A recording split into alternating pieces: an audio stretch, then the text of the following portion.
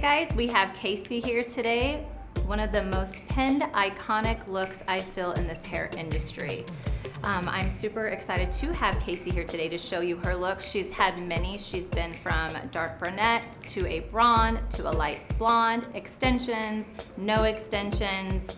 And if you feel that your client can't have the Casey, you can, I'm sure as you've seen on Pinterest, you can buy a $30 wig and you can get the Casey. You too can have Casey for $30.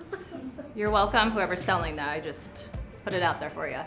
But Casey, thank you for being my client. Thank you. Casey went viral. She was my BTC one shot last year. And she took Mane Ivy to the next level. So I'm super thankful for that.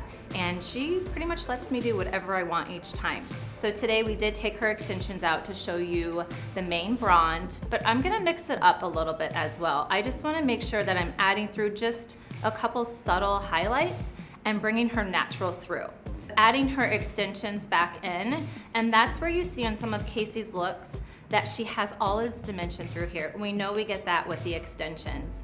And I'll go ahead and just share that formula right now. It's Redken Shades EQ. We love to put through 6NB, 6GI, and a splash of 6GG. So there's a little hot tip for you. I would choose the Casey for a client that is just over being blonde, but they're not ready to go a brunette. It's a great transition for them. To me, there's so many variations of a blonde. To some people, they still look blonde, but just adding in just like a level 8 low light to them is blonde.